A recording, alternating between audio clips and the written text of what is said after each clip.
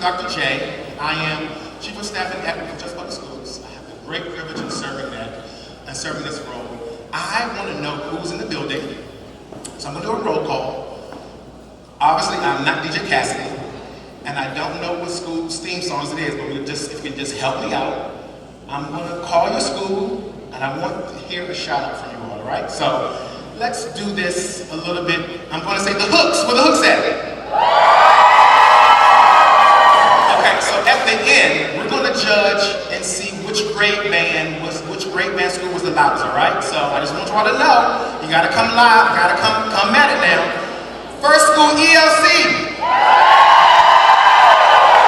I like that. That was lame. What's that? ELC.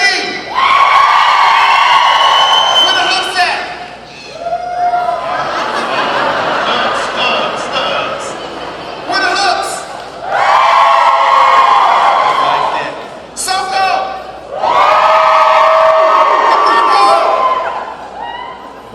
Burko.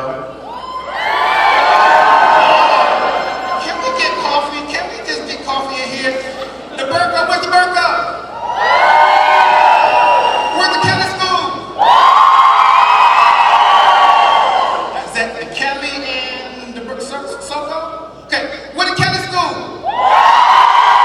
The SoCo? The ELC? I think we have a winner, the ELC. Okay. Next middle school. Where's the right? The Clark Ave. Clark Ave, gotta come on. Clark, I'm gonna give y'all one more try, Clark Ave. Like just pull it from the bottom of the stomach, come on up. Clark Ave. The Brown. I think we have a building competition, Ms. Martin. Okay, the right. The Brown. Okay, so I'm gonna go with my colleague. I think the right won that right there. All right. COA. I love. Okay, next. I'm gonna do CVLA, but because they're virtual, we're all are going to give a shout out for our virtual school, all right? So CVLA. I love it. CHS. I just want you all to know, I think the SoCo out-hollered you all. And y'all got to do better than that. Okay, CHS, one more time, CHS. Okay. I don't know about that one. I do have one up my sleeve, though. All about district staff.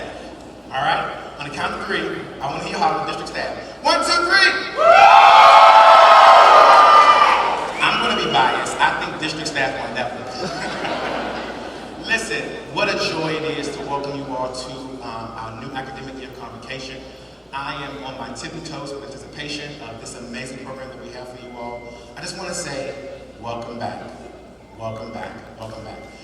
For all of you all that's over 65, I was going to sing Welcome Back, Mr. Carter, but I just didn't want to leave out some of my young millennials and Gen Zs. But I think I got Ron gave me a welcome back on that one. All right. So I want to acknowledge and say that at the end of our convocation, like we do every year, we'll be taking a group photo.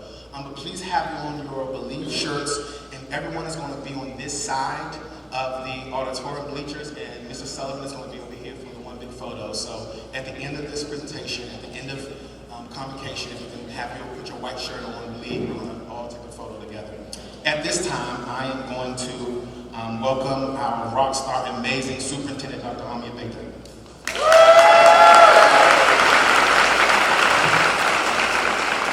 Now, Aaron is a lot taller than M1, but welcome.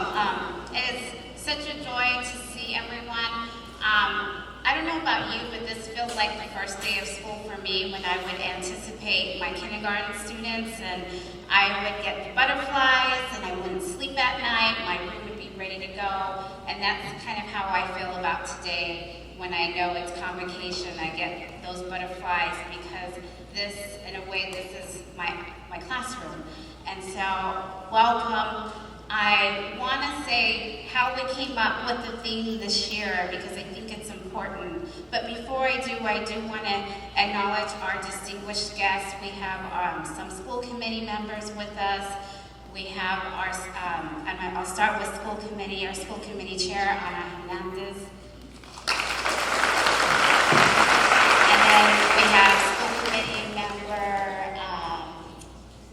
Mayra Valeras. And then Sarah Gavel Rivera with little Gloria. And soon-to-be ELC student, I'm sure. And then we have our distinguished city manager, Fidel Maltez, with us. Thank you. And the longest-standing city councilor, Leo Robinson. And then our amazing CTU president, Catherine Anderson.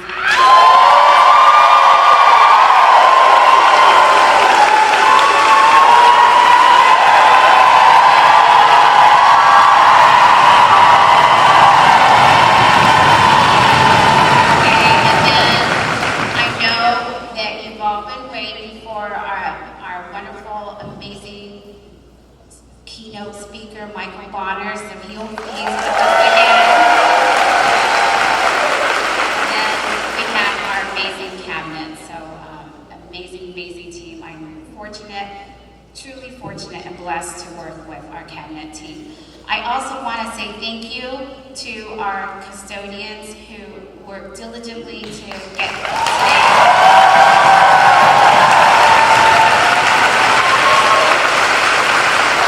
To our crossing guards who cross all of us across the streets, they make sure we're safe every single day. All of our buildings and grounds, If you notice, this gym looks amazing. We have new bleachers. The floor has been polished. Even the rafters were clean. It looks amazing. So thank you to our buildings and grounds.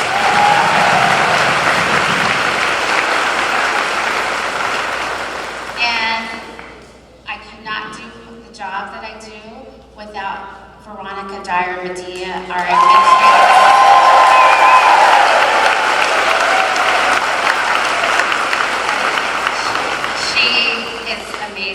We have our IT, thank you IT, and Ricky from Cable.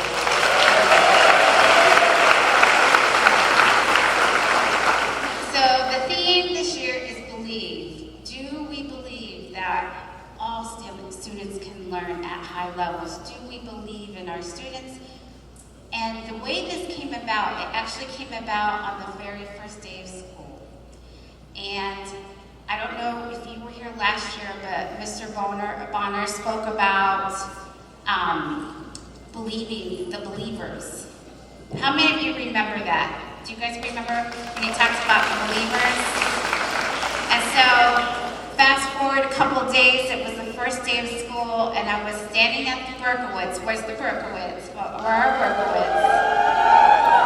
Shout out to Berkowitz, but I was greeting every students and families at the Berkowitz, and I don't know if you guys remember, but it was a rainy day, and we were all outside welcoming our students in the rain. And one of the Berkowitz teachers was taking kids from the special ed bus back and forth, and she looks at me, and she's like, with her umbrella, are soaking wet, and she's like, Miss, I am trying to be a believer. And I was like, that's it. That's the theme for next year. So that's how we came up with the theme for this coming year is believe. Are we the believers? How many of us are the believers? I think all of us are. We are all believers. And so that's the theme that we will carry throughout this year. It's actually very fitting considering we have Michael with us again. So again, I'm excited for today, and I'm really excited about this year. We are just so excited about what this year is going to bring us, and so I'm going to go ahead and turn it back over to our MC of ceremonies, Dr. Aaron Jennings, and we'll get going.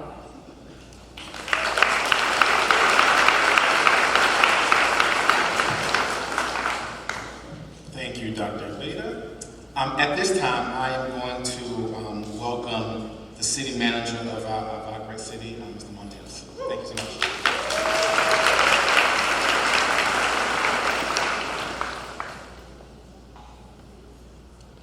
Buenos días, ¿cómo estamos hoy?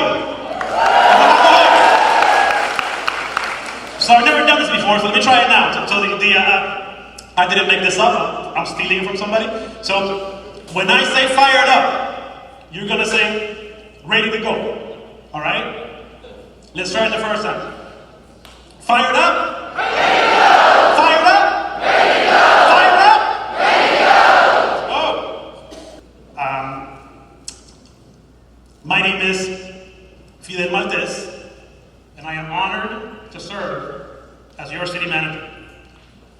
I am so grateful to be here to share a bit of who I am and to share why I am so passionate about the work we do for our community, and in particular, your contribution and your role as educators.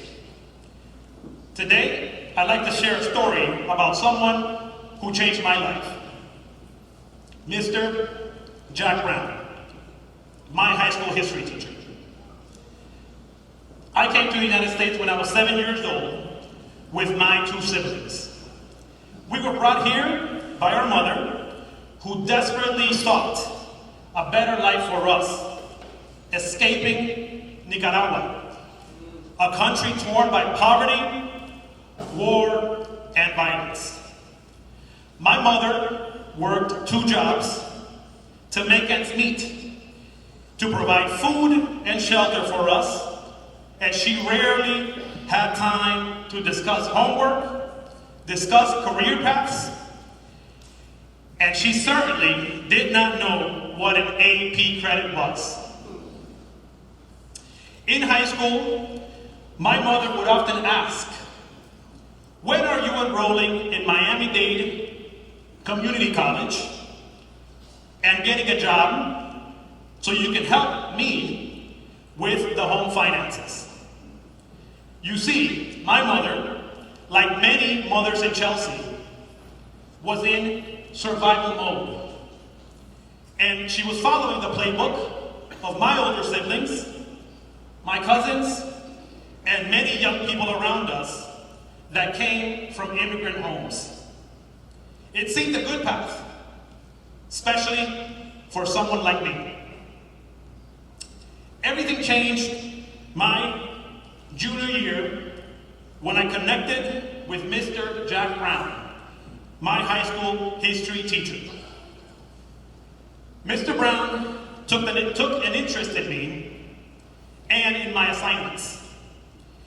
He pushed me to be a better student.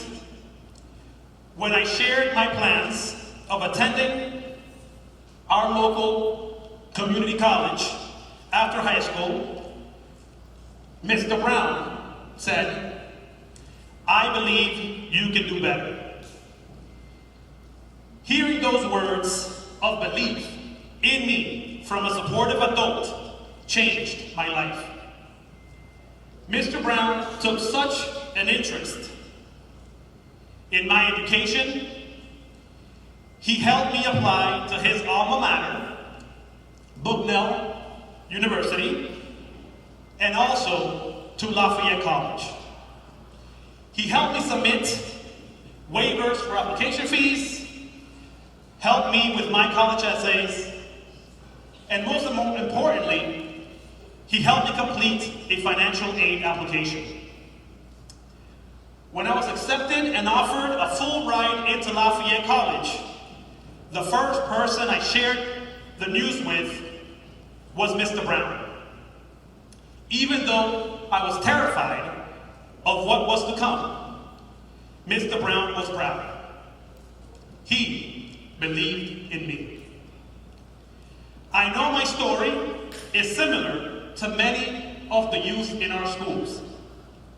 In an attempt to make ends meet and support their families, many of them are forced to compromise their educational goals. But I also know that that in our schools, they are filled with teachers with the same belief in our students that Mr. Jack Brown had in me. Teachers like you who believe in the potential of our youth and know that with support and care, our youth can change the world. Teachers like Mr. Brown who believed in kids like me. As you start your new year, please know that in your classrooms, you have a future city manager of Chelsea. You have a future principal of Chelsea High. And you have a future superintendent of schools. I think of Mr. Jack Brown often, and I think of the impact he had in my life. He believed in a 17-year-old Fidel Maltese before anyone else did. Before we knew that there were options.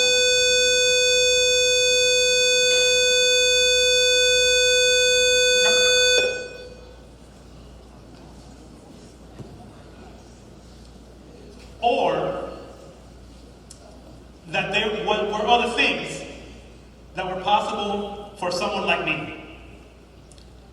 I know that in this room today, many of you have the same care and impact on your students each and every day. Welcome to the start of a great school year. Never stop believing in yourselves, in our students, and most importantly, in our city. Thank you.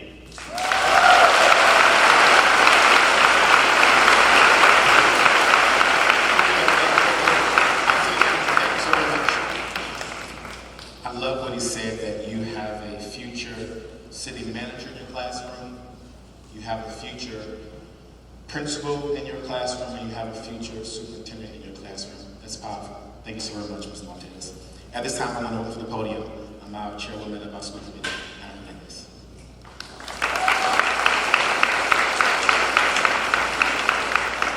Hello, everyone. I'm going to be very brief because I think they've said everything that I could possibly say.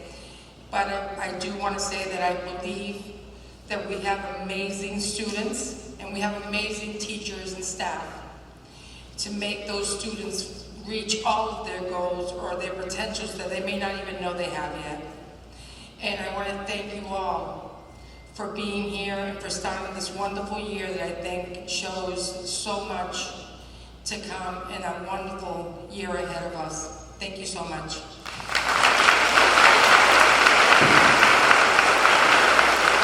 Thank you, Ms. Hernandez. I now want to introduce to the podium a woman who obviously needs no introduction here in this auditorium, Ms. Anderson. Thank you.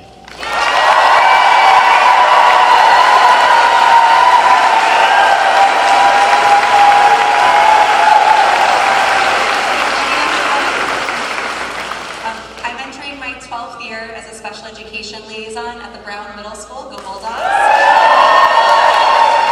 And I am so proud to represent the paraprofessionals, clerks, and educators of Chelsea Public Schools as the CTU president.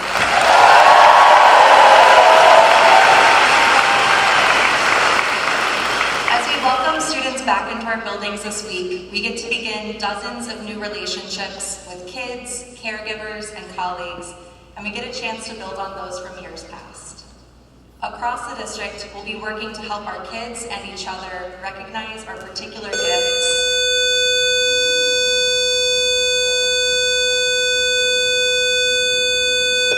Love those mindful moments. And we'll learn together how we can use those gifts to make a more equitable Chelsea and world. Our students will bring their unique and developing personalities back to our buildings. Buildings where clerks, family liaisons, custodial staff, and administrators have been working all summer, making sure that we're ready to welcome our kids. Paraprofessionals will work to support our most vulnerable learners, whether that's through assisting with diapering or reviewing critical information with small groups. Student support staff will connect students and families to a vast web of necessary resources, and welcome kids as they join throughout the year. Related service providers, teachers, and instructional coaches will figure out how to meet the individual needs of each and every student in their classrooms and on their caseloads. We will work together to make sure that Chelsea truly welcomes and educates all students, honoring our strengths and stories. As we embark on this critical journey, we will face unexpected challenges. I was going to make a joke about understanding Gen Alpha slang here, but I was told that was too cringy, and I had to cut it. Some challenges, though, are going to be easier to see coming. Every single day of March, the pressure of progress report season, gaps due to unfilled positions, students in crisis. But when we remember that we're not alone, that we have the strength and camaraderie and faith of hundreds of coworkers and thousands of students, that we have a whole city full of families supporting us, then we can believe in a district full of joy, a district where every student gets the education they deserve. We believe in Chelsea Public Schools. We believe in our kids. We believe in our families. We believe in each one of you and the incredible work you will do this school year. We'll get to celebrate our wins together, whether that's a difficult lesson plan idea working out, or increased family participation in school site council, or students defining and reaching their own goals. We get to learn about our students' names, strengths, and stories, and help them write their next chapters. And we get to keep building the classrooms and communities that Chelsea students deserve together. Good luck and happy school year, everyone. Thank you.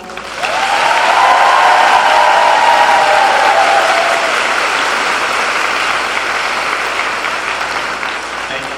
That was good. Name, strength, and story. That's what it's all about.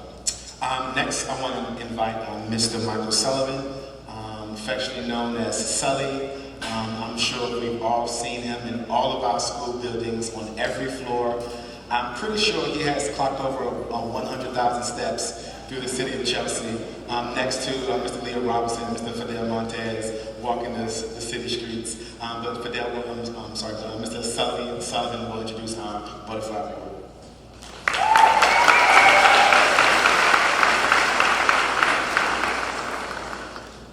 It is my distinct honor this morning to present the Butterfly Award, given in remembrance of Carolyn Duran, former Chelsea Public Schools educator. The Butterfly Award is given to a CPS teacher by Carolyn's family to support creative ideas and innovative instructional practices. It is presented today at Convocation to an educator who exemplifies the qualities and attributes that Carolyn brought to her professional practice. Carolyn exemplified the Chelsea Public Schools motto, "We welcome and we educate." Throughout her professional career, Carolyn believed in creating a welcoming, safe, and nurturing environment for her students. This was a lifelong passion for Carolyn, whose nurturing demeanor enabled her to gain her students' trust and provide learning opportunities for them that they otherwise would not have experienced.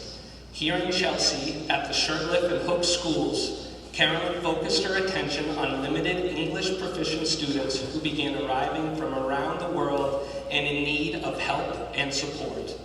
Carolyn was an innovative teacher, one who took initiative and as a result brought joy to children in the classroom and the school. Carolyn was a nature enthusiast and integrated that passion into her work.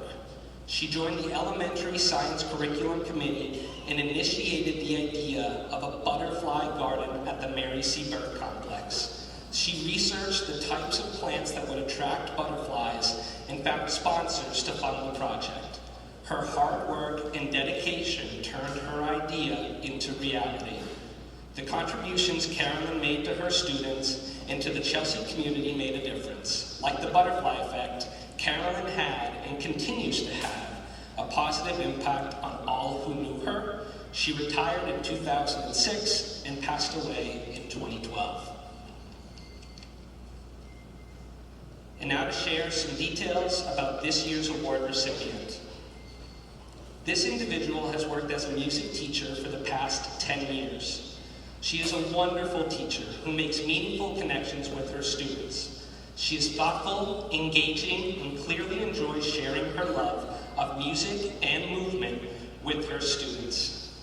This teacher is described as a force of nature, spreading joy and positivity throughout the building and everywhere she goes. She consistently goes above and beyond, never missing an opportunity to pitch in and help. She volunteers her time at school-wide events, usually dressing up in character and creating elaborate decorations. She has raised funds to buy ukuleles for first grade students, planting beds and grow lights to create an indoor school garden, and eclipse glasses for the entire school to use during this year's solar eclipse. She has a knack for working with young children with special needs and volunteers to spend extra time assisting in social communications classrooms. She always makes the extra effort to connect with the struggling child, usually finding a way to make them smile. She is an exemplary teacher, employee, and community member who consistently gives her all to the students and families of the ELC. I am pleased to announce that this year's recipient of the Butterfly Award is Ms. Nina Silva.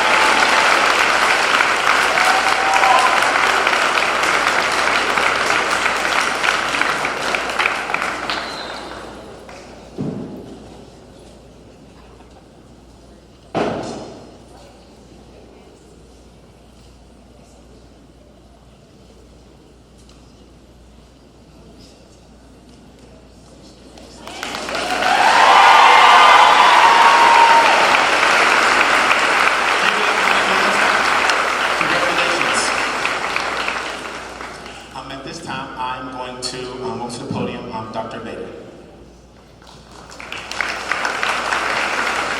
Again, congratulations, Nina. And Nina at the end of the year makes a video with her kids, and then she'll share it one year. She shared it with me, and I asked her, is it okay if I share this with everybody? Because it's just so heartwarming.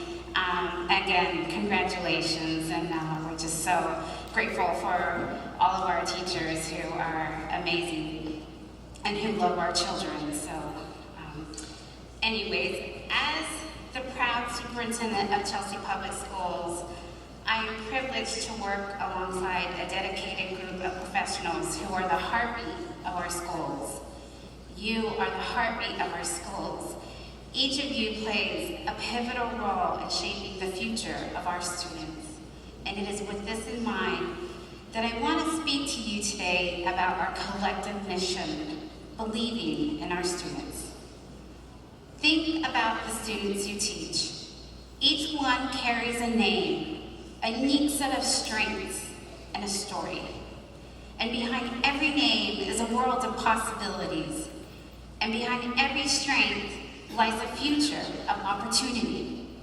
And behind every story is the heart of a student waiting to be understood, encouraged, celebrated, and loved. Our role as educators is much more than imparting knowledge. It's about igniting potential, nurturing dreams, and instilling in every student a sense of self-worth. And every student who walks through our doors is wanting to be loved and nurtured. And the true magic of teaching lies within our unwavering belief in our students. An example of this, and I always try every year to pull a student's story, because we are in Chelsea, we know our students by name, strength, and story. And this year, I'm highlighting a student from Chelsea Opportunity Academy. This is Dana Acosta. This year we had the fortune of speaking at Harvard Graduate School of Education, and we took a couple of students with us, and Donna was there with us. And she talked about how she was struggling to get to school every single day. and she didn't want to go to school. And she said that there was one teacher who really connected with her. And this teacher would call her, Donna, why are you not in school? And she's like, oh, I didn't get up. So he'd say, well, I'm going to get you an alarm clock. Set your alarm, set your phone. Or she even told the story of how she wouldn't come to school, even if it was just a little rain, because she didn't want to get her hair messed up. And she said that she was just going to take a mental health day and not come to school. And every day she would come to school, this teacher would greet her, tell her that she wasn't living up to her capabilities and that he saw more in her. And soon she started to believe it. And she started coming to school every single day, and she recently graduated. And so you can see Donna up there, one of our Chelsea Opportunity Academy graduates. And when she was speaking at Harvard, she was just sharing her heart. And here's a picture of us at Harvard. And we also have Jaden Diaz up there with us, and Mr. Smith, and Malik, and Aaron, Dr. Jennings. But then what she said was, what can I say about my teacher? I graduated because of him. This person really cares about me and makes me feel like I can accomplish my dream. Dana's teacher believed in her. And I just want to say thank you to Max Benford, if he's here.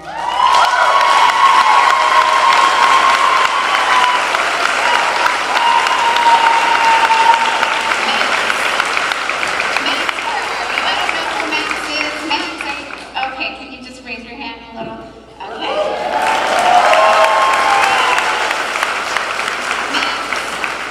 Max, you are our hero. And I just want you to know, as I thought about the story this summer, I thought I need to create a Name, Strength, and Story Award. And Max is going to be the first person who will be honored at school committee with the Name, Strength, and Story Award.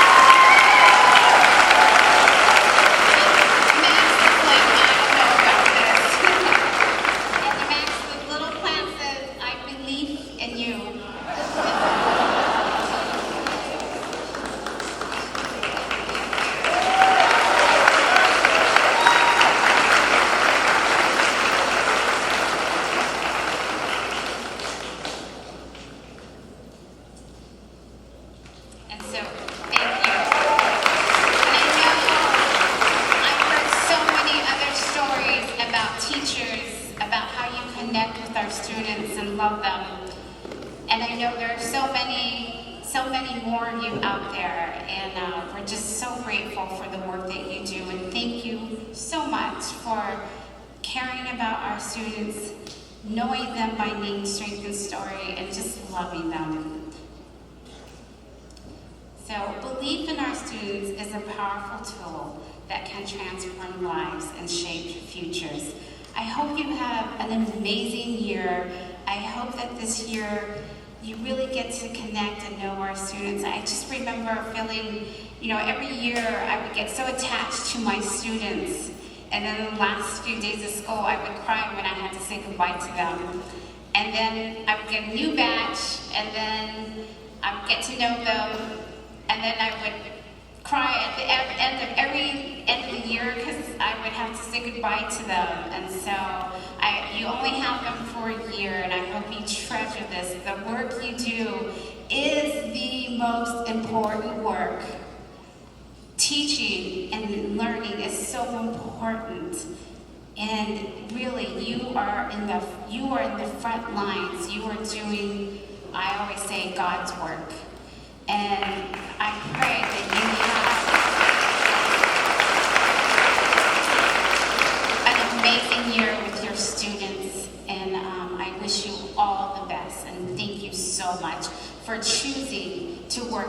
Chelsea Public Schools. We are so grateful for you. Thank you.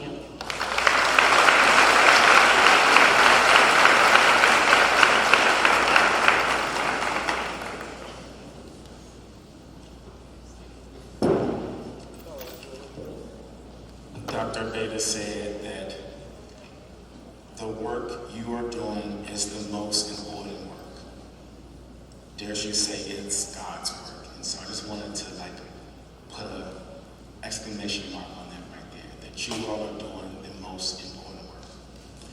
And as is the custom with every meeting that we have, we always love to have our students front and center. So right now, I'm delighted to welcome to the stage our Chelsea owns Kantari.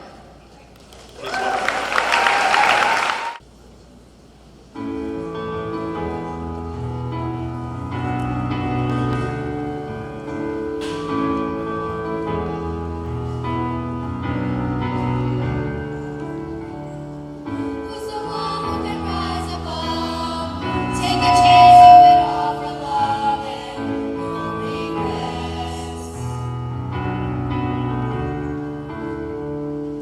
On my head is an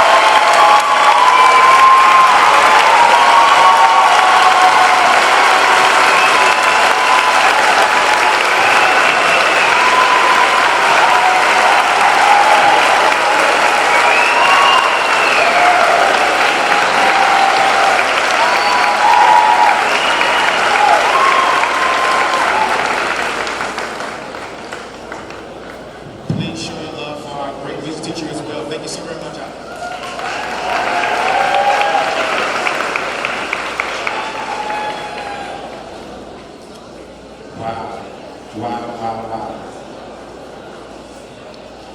As they transition out, I want to say there are some seats right over here to my right where, Mr. Anderson, can you wave your hand? I believe there are some seats by you. Is that?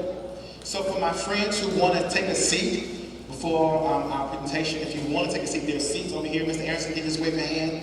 There are seats over there if you want to sit over there, sit by you. All right. Let's get a little transition. In the interim, I want to say, Mr. D, where are you at, Mr. D? Family, Mr. D designed these shirts. Please show him some love. Thank you. Mr. D, I want you to know I am still getting requests right now for the Name, Strength, and Story t-shirts you created, 3 years ago?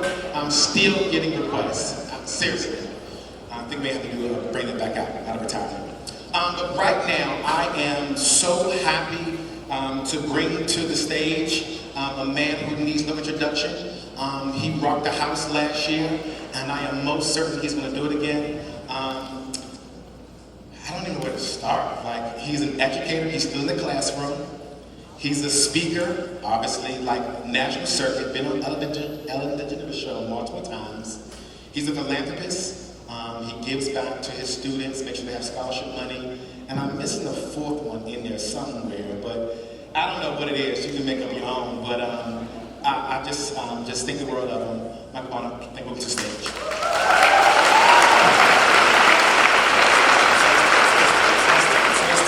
Good morning, Chelsea Public Schools. How y'all doing? I see y'all looking good from last year. Some of y'all lost weight and looking good. Listen, I am so glad to be here with all of you on today. It is my honor. This is a rare occurrence that I get a chance to go back for 2 years in a row.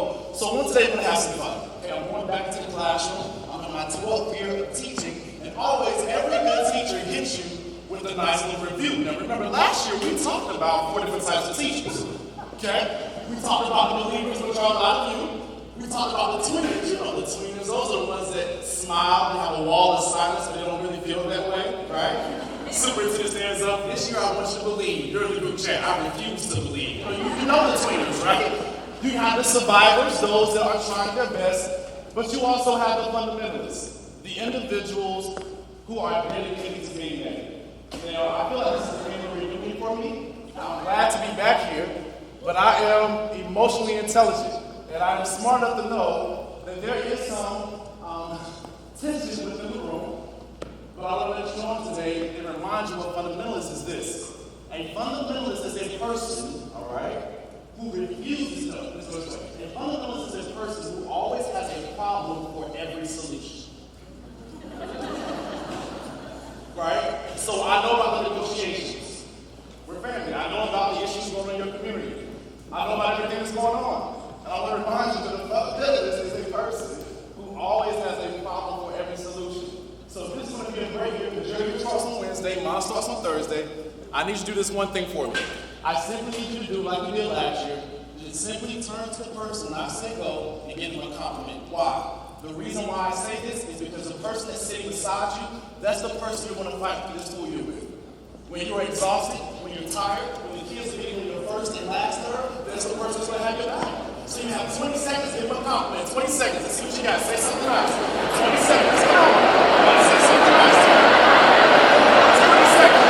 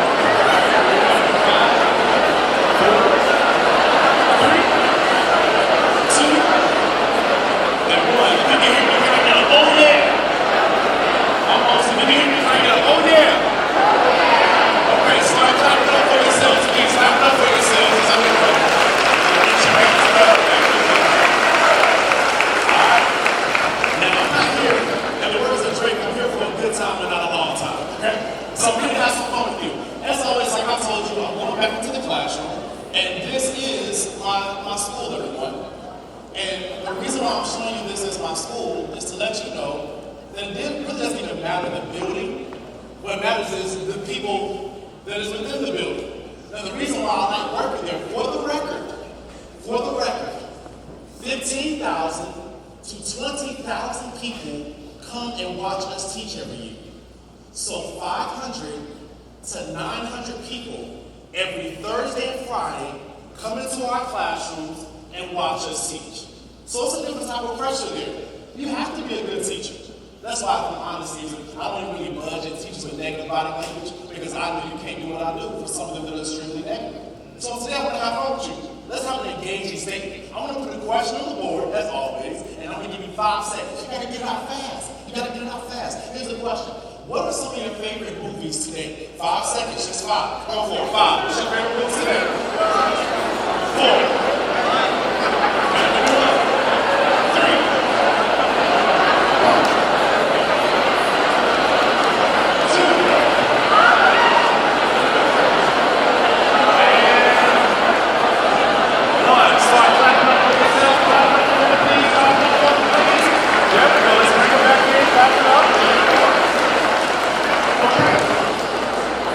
The last time I was with you, I was 33 years old.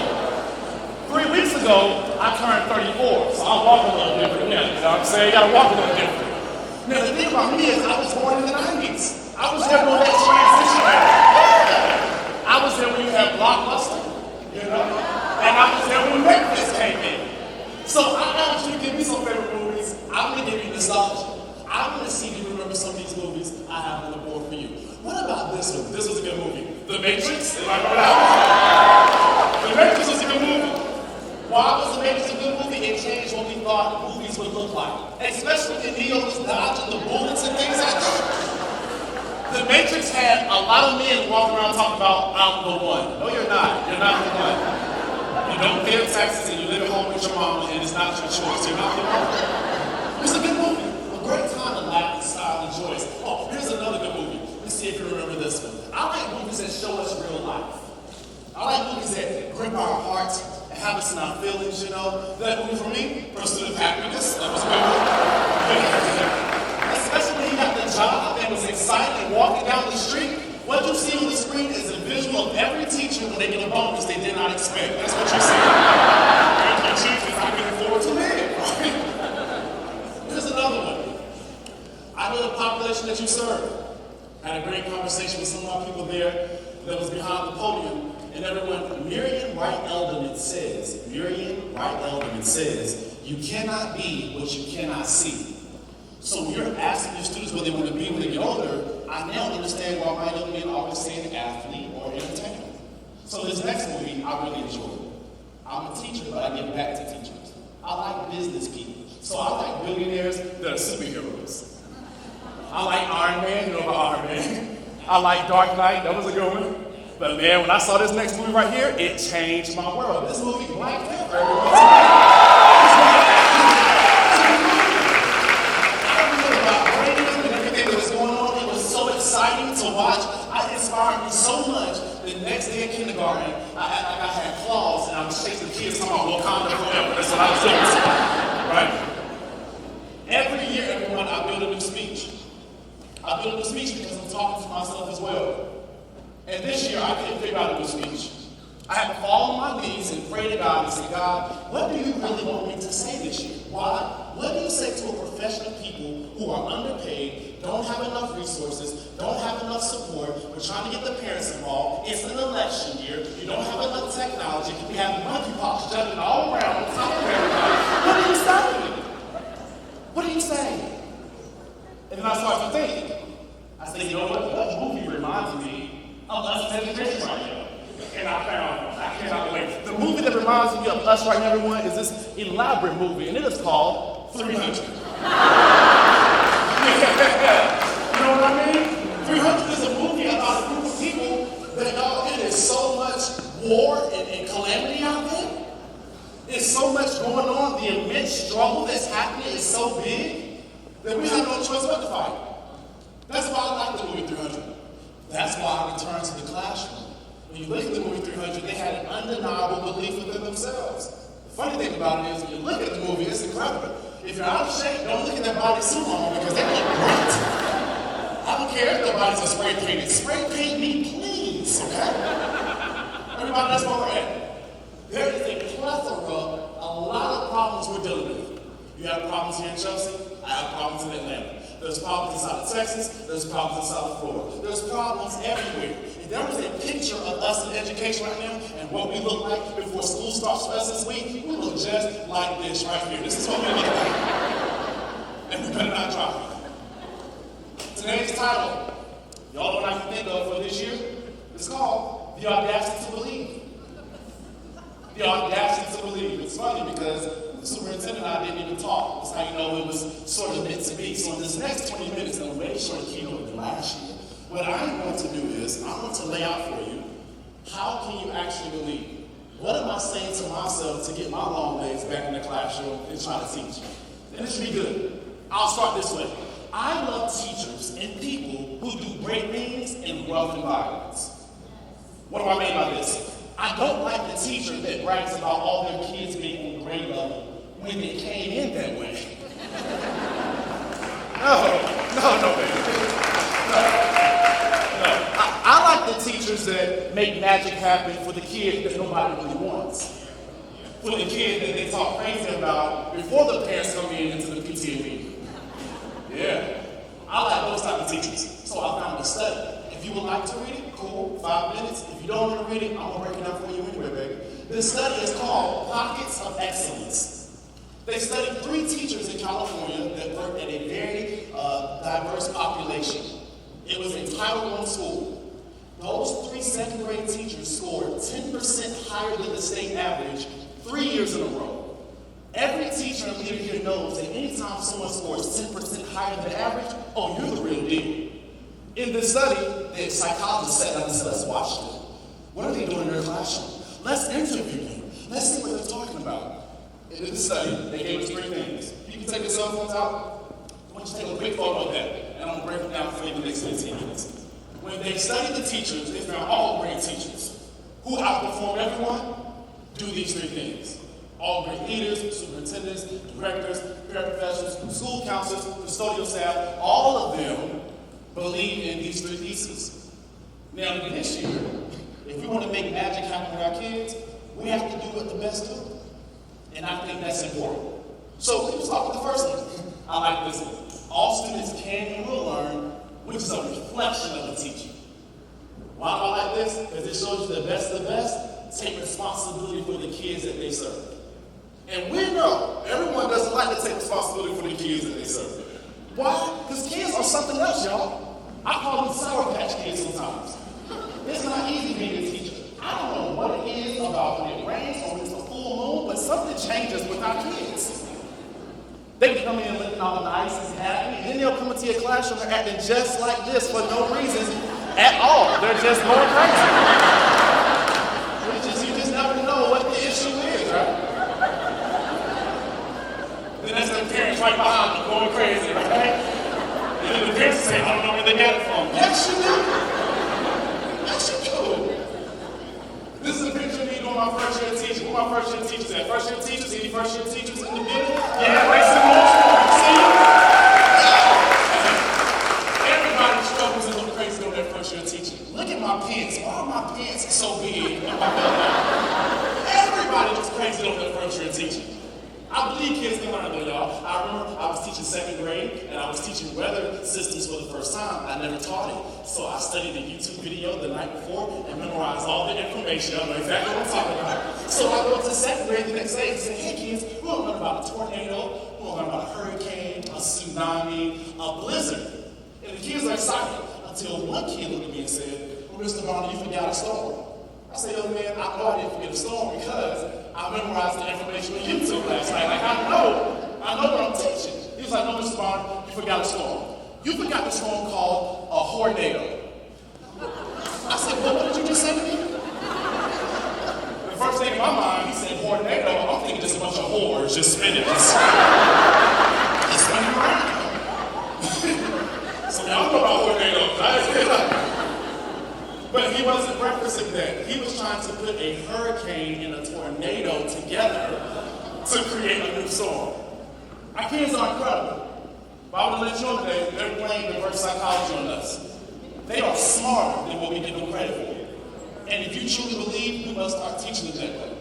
I found that out firsthand. I want you to understand what stops us from believing our kids can learn. They talked about belief, but we know in the schools, by October time, something's going to attack our beliefs. There's a lot of different things that stop us from believing. Implicit bias. I'm a social studies teacher and a businessman.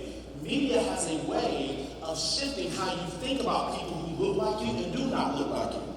For those that need facts, there's a website called allsides.org.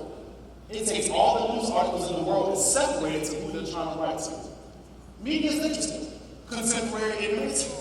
That's the thing. Remember when I was in the 90s, I remember the teachers used to tell me, you won't have calculators inside of your pocket when you get older. You won't have calculators inside of your pocket when you get older. Right? But imagine what they're going to have in 10 years with AI. Let's go a little bit deeper. Community and exhaustion. We all deal with it. I told you last year, you can't be 100% of the time. So exhaustion is a factor. But I want you to protect your beliefs this year. I went and saw the movie Inside Out 2 times because it was so good. The second time I saw it, a glass of Pinot Noir, a little bit of wine, it was even better than that. And y'all, the belief system is everything. Why is it important to take care of your beliefs? Because your beliefs directly influence your expectations. What do I mean by this? All of us in this gym has had a friend or family member that is in a relationship with someone and you're trying to ask yourself, why in the world are you with them? The person has no drive, no character, no vision. They don't have any manners. And I found out a lot of times people are picking individuals because they don't have enough love and belief in themselves that they deserve what you love, so their expectations are low. Same concept with our students.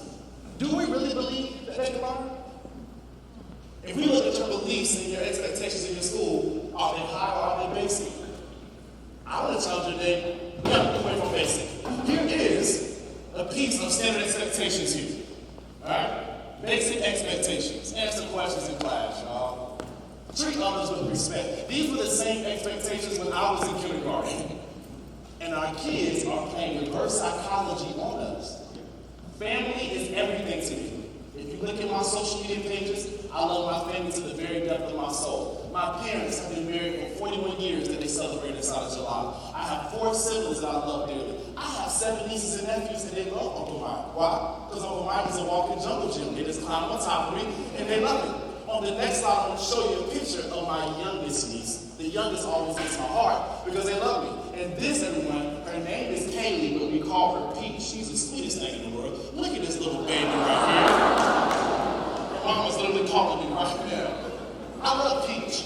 Peach is a sweetheart, right? I would kill for this baby, and she's not even mine, right? I love my niece. She was hanging in my arms one day, watching Coco Melon, right? 2 years old, I'm just walking around the house with her as I'm checking out some stuff in the summertime, and all of a sudden, a skip ad button comes up on YouTube. In my mind, I'm thinking, she can't read. So clearly, let Uncle Mike skip the ad for her. This little giant turkey moves my hand out the way and skips the ad herself.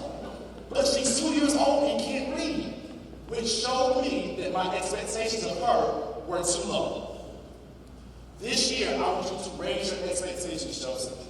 I know the different type of circumstances your students deal with. I teach kids that are going through that right now, and I taught kids in North Carolina with that. This year is actually the most that I've ever seen students stay with multiple generations. So we have grandparents with the parents, with the kids, all under one house. So just because they have dire circumstances don't mean we can't have high expectations with love. So what's some prestigious expectations? I want you to reward prestigious over just standard. When they answer a question this year, don't reward just a basic answer. 1 plus 1 is 2. Can they explain why 1 plus 1 is 2? As a 4th grade teacher, if I ask a kid, the president, great, but if you can tell me a lot about the president, I'm going to reward that. Stand up and give your answers while address the whole room. The second one, y'all, in my school, kids must stand up and give your answers. If you come to my school, my 4th graders will debate with you who's the better candidate between Trump or Kamala Harris, and they have the confidence because that's our expectations. What's your raise your expectations? You can do it. The kids are capable. They are the best people right here within this room. But more importantly, this is what you need to understand. Releasing expectations without systems always results in chaos. At the beginning of the year, everyone's going to go back to your school and talk about your beliefs. unrealistic expectations. We believe our kids can learn. We expect them to turn in their work and do what they're supposed to do. But y'all, if you don't have the systems in place, your belief won't even matter. It's going to be this noise. I want to help them today to avoid the noise, because it's possible. In fact, go a little bit deeper. I'm a 6th grade ELA teacher as well. I told you last year, kids don't hate reading, they hate what we force them to read. So in my class, they can read whatever they want to read. I believe in my students. I know their backgrounds. My expectation is they will be prolific readers by the end of the year. But if I don't have good systems in place, it will not change everyone. On the screen, here's some of my systems. Dedicated time for students to read in class. Every day they get 20 minutes to read whatever they want to. My young men just saw the men's basketball team win gold in the South of France. I don't care if they read that. I don't care if they read Times Weekly. I don't care what they read. As long as they have time to read for them to help. Number 2, I say book talks with teachers. Why I think that is my system? Because we all can ask our kids what they're reading, and some of them have been reading Diary of a Wimpy Kid for 5 months. Right? So what's your system to really check they're going to read? And the last one you see, write, and write some more. That's the component I missed this year. My test scores last year were really good, but they can be better once I change my systems. I challenge you with that. On the screen, here's the trilogy. Every family school I worked at, every grade level that I worked with that wasn't doing well, there is a breakdown between one of these 3. I am an advocate of the great 21st century philosopher by the name of Jay-Z. And Jay-Z said that you cannot heal, H-E-A-L, what you don't reveal. I hope that at a young age, all of you are tired of sitting in convocation and pretending like there's not issues going on, and now you're willing to actually address it so this year can be great. I'm going to give you 30 seconds. At your seat, which particular area do you think your school is struggling with? If you're sitting with your admin, look at me, blink twice, okay? We got 30 seconds. Which one is the struggle? Which one is the struggle? 30 seconds. Which one? Which one before we move on?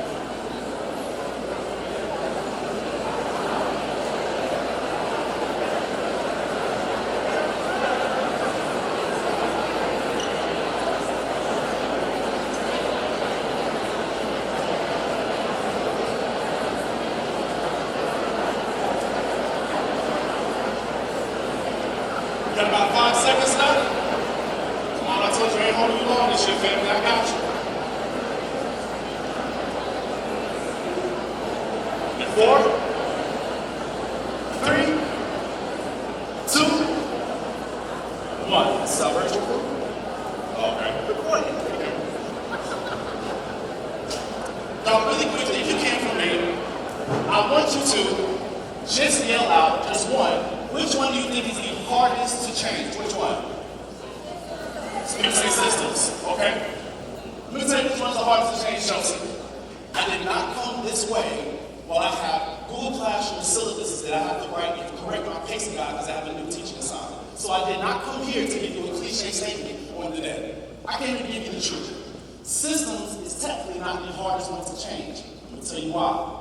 Beliefs is the hardest one to change.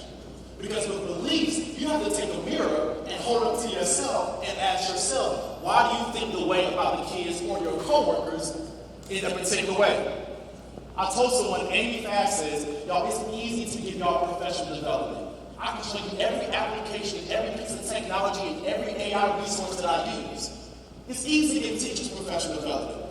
It's harder to make teachers a better human being. We can give you PD all day. I can tell you to believe all day. But if you don't even speak to the very people that you work with, what are we doing? I want you to understand this year, you want to remember this speech. When there's a breakdown this year, it's between one of those 3. Here's a good example. At our school, that you were saying, over, we have one custodial staff. His name is Mr. Alejandro. Mr. Alejandro takes care of the whole campus. Our beliefs is our students are capable human beings. Our expectations is if you see trash on the floor, you better pick it up. The system is if you don't pick it up, you automatically get an attention within our school. Beliefs, expectations, systems. If you can hold on to this year, incredible things will happen. What do great teachers do as well? They participate in professional learning, y'all. They grow. That's why for me, I challenge myself. If I'm the same teacher in person that I was last year, I haven't grown. I'm failing my students. If I came here and gave you the same speech that I did last year, I'm failing the people that I serve. That's why I like working at the Ron Clark Academy. My boss, he's Oprah's favorite teacher. There you go right there. You see him? The guy's incredible. He can teach his behind off. He is plus 50 years old and can walk circles around 99% of the education field. If you don't believe me, let me know. We'll get you to the school just so you can see it. My first year teaching everyone, he sat me down and he was like, Michael, you're a talented speaker and you're a great teacher. But the issue is, if you're like the Millennium Falcon and content is the gas, your ship can't go very far. And I looked at him and said, who in the world do you think you're talking to, right? This man gets up and he runs to his closet, everyone, and he says, I want to show you something. He says, I think you should read World History for Dummies. I said, who do you think you're talking to? He called me dummy. This man pulls out this book out of his closet. And as the admin and the leader of our school, he told me, Michael, every year I read over this book in the summer so my kids won't know more content than I do. And it showed me that you can be Oprah Winfrey's favorite teacher. You can be one of the most popular keynote speakers in the world, and you still choose to grow. Everyone, I want you to know that moment changed me. I want you to think about in what ways can you get better this year? What ways can you serve the food better for the kids? What ways can you teach the kids better with reading? What ways can you teach them to just get along? Can you evolve and grow? Do not get stuck with where you're at, because you're here for a reason. Let's go a little bit deeper. That's why I want you to say this piece. I need you to kill your pride. No one in this gym knows everything. Do not let this suit fool you. I'm a hard-working young black man who was trying to make sure my kids had the best they possibly can. I don't feel like I'm better than you. You shouldn't either. Why? Our profession isn't about us. It's about the kids that are within our community. And you know what's crazy? I have a group chat, and I'll let Caesar verify. It's a group chat of all of my boys from high school. 5 of them can tell you teachers that made an impact in their life.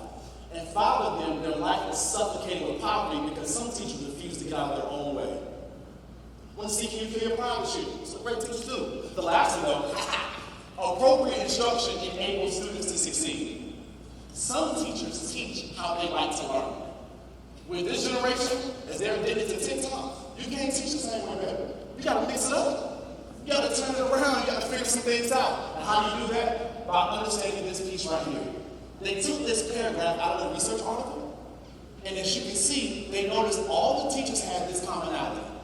One, they collaborated with teachers. So for those that don't like working with people, they probably won't work this year. Number 2, they analyzed their data, took accountability for it. But the last one, they also sought out coaching. Everyone, the brain is a very powerful concept. When you learn how the brain operates, you become a better teacher. That's why keynote speeches make me uncomfortable, because in my class, I've never taught for this long. It's bad brain research. Matter of fact, I'll show you. You see this guy right here? A performer.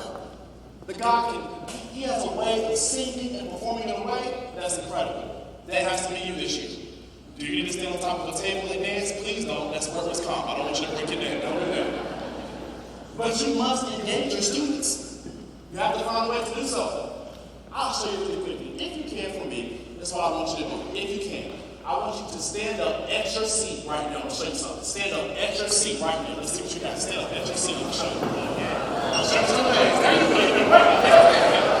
Yeah. Stretch it out. It's almost recess time. I got you, baby. Take your right hand, point to me.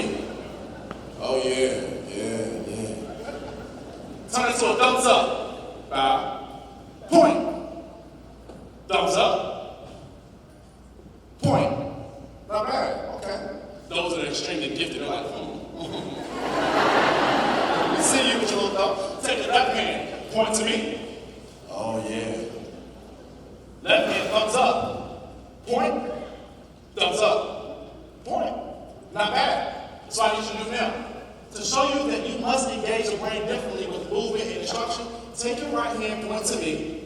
Your left hand, give me a thumbs up. Oh, look at that anxiety. Right hand, point to me. Left hand, thumbs up. On the count of 3, I need you to switch. 1, 2, 3, switch. 1, 2, 3, switch. Switch. Switch. Switch.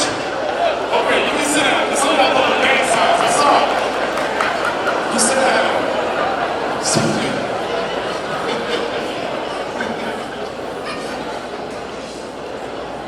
Now, we talk about our kids. We were struggling through that activity right there. Some of y'all were going like this. Some of you stuck at the middle finger. It's just funny watching you do that. It's okay, I love you too. You have to change your pace of instruction this year. On the next slide, I'm going to share with you a document that you can carry your lesson behind. If you come to my school, I guarantee you I have the top 3 favorite class every single time because I understand how to teach with a pattern. It's not because I think I know everything, because I don't. So on the screen, here is a document. Okay? You can try to scan it. If it doesn't work, I'll move on to the next 10 seconds. This document was created by a college professor. And he shows you how to teach a 40-minute, 50-minute, 60-minute, or 75-minute lesson. If you look closely at the document, you will notice that it has mini lectures for 10 minutes. Which lets you know in this document, you're not dominating the entire time, everyone. The kids are working alongside you. So this allows me to have a great pace within my instruction. I was a music teacher, great pace. PE teacher, great pace. If I was any type of school counselor and I'm holding a meeting, great pace. Okay, great pace. Let's go a little bit deeper. I want you to know in our time, certain things transcend all cultures. Food, we all listen to food. We definitely love sports. But music, if you put on the right playlist, this whole gym when it starts to dance for no reason. So on the screen here is my playlist that I use when it's time for independent reading, group work. There's nothing but lo-fi, hip-hop, R&B, a little bit of jazz. But if you can pack in with that music, y'all, it will change your classroom in its entirety. Today we talk about the audacity to believe. I learned to be short and sweet on purpose as I talked to your superintendent about this. We chatted a couple weeks ago before I came here. I want to let y'all know, y'all, every day I do not feel like believing. Some days I'm completely exhausted. I want you to think about how you have to go to certain places and encourage people who you know are dedicated to being negative to get in and love kids, which is what we signed up for. That's why I write this speech this year. That's why I stick it with me. We're going into my 12th year. The 12th year is a supreme year. It's a year of greatness, and I'm looking forward to it. We talked about the 3 different things that takes place, but last year, I didn't tell you the full truth. Yeah, I told you about the school that I worked at that was surrounded by barbed wire, and yes, I talked to you about how we made a music video that was absolutely cool, and the kids ended up making it with their cute selves, and they went on off to the Ellen show. That's where the video led them out, and I remember telling you that part of the story, but with your audacity to believe, I'm going to tell you the true story, the full story, that takes only 3 minutes. Once we left this piece in last year, I looked all of you in your eye, and I told all of you, very simply, to expect opposition. I told you this from human to human, that when you choose to believe and do something great, you must understand that opposition comes alongside of it. When I left the Ellen show, y'all, and I went back to that school, people don't know, but people gave us over almost $100,000 just helping the school. So people from all over the world, go to Google, you can do your data facts and checks and stuff yourself. The crazy thing about this, the school district could not use that money. Only the school could. Which means that only the people in the school could approve the purchases. So I told you my kids will come to school with the same shirt they wore 3 times that week. I told you that they would come in with slop on the side of their face, which lets you know, baby, you didn't have anybody get you ready for school today. So clearly there's something going on. So y'all know what I did? Trying to be a believer. I went back and taught my behind off. The first photo, I had a hoodie on in school. After the Ellen show, I went to the thrift store, started buying little suits, and I was trying my best, right? Trying to engage the kids. I sat down with Miss Katie Richardson. I said, Miss Richardson, we have this money. Let's take $4,000 and let's take the money and we can get some shirts for the kids and deodorant and some lotion and things that will make our kids feel comfortable when they come to school without their basic needs.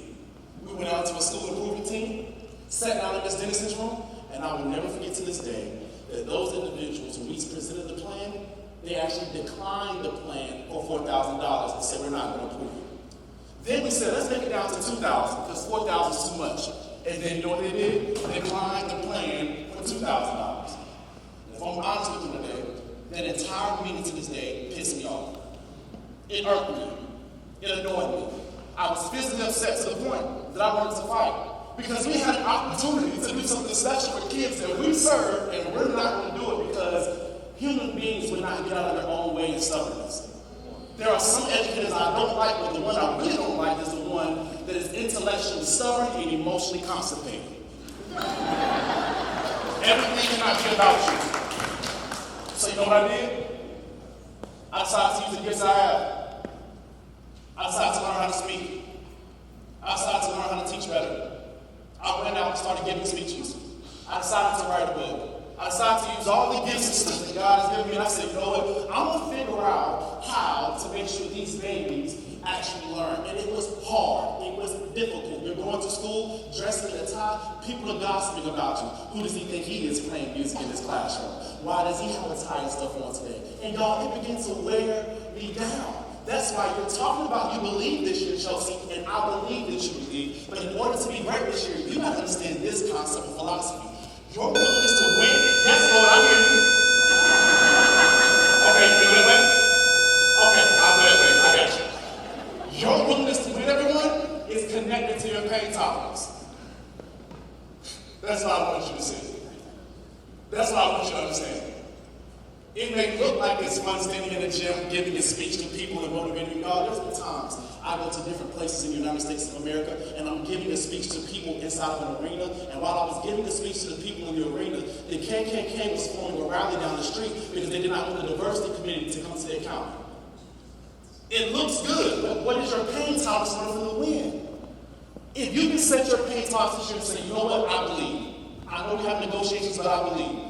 I know that we have things to figure out for our kids, but I believe. If you can set your mind on that and say it doesn't matter who steps in my path, either you want to get out of my way or want to run you over when it comes down to what's best for those kids, if you can set your mind and say, no, it pays off. The work pays off. They may not release money to me during that point in time, but then I found out how to get it myself. That's why I like this particular photo right here. This is Kira. Kira was in 3rd grade. She wasn't even my student, right? But she went to high school and I was her favorite teacher, and I never taught her. That baby went through the same conditions I showed you. Poverty, trauma, domestic violence, all the things that I talked to you about, she saw before with her classmates and herself. I'm glad to say about a month ago, 2 months ago, that baby graduated from high school every morning. And she's off to college now. And you know what makes me even better? She needed resources, and she ain't had to ask no school for the money. I chose to believe. I'm challenging this year for you to believe. Same concept with these cute little babies on the left-hand side. They're now inside of 10th grade. They started their first day of 10th grade today. And you know what's going to happen in 2 years? When they graduate, they'll have over $250,000 that they can pull for scholarship money because I chose to believe. I need you this year to believe. That's why I came here to give you no fluff. I didn't give you no cliche statements. I know the climate in the area I'm stepping in. So when you go to school Wednesday, know that this year will not be easy. But no, great teachers do great things. They look at their data, they take accountability, they keep growing, and they find new ways to teach. If you can do that, magic things will happen. But while you're doing that, family, listen to me. Everyone is not going to like you. People always talk about being great until it's time to actually be great. People are always talking about getting in shape until it's time to go to the gym, and you're about to die inside of the gym. It's a natural human reaction, but you have the ability to do it. But when you're doing it, and you feel like it's getting on you, and it's weighing you down, and you don't want to keep pushing any further, I want you to always take this quote with you wherever you go for the rest of your life, because I told you last year, and it remains the same now. Sometimes the light of you will frustrate the demons in others. All right? Thank you so much, and thank you, Bill, for getting this speech out there. I appreciate it.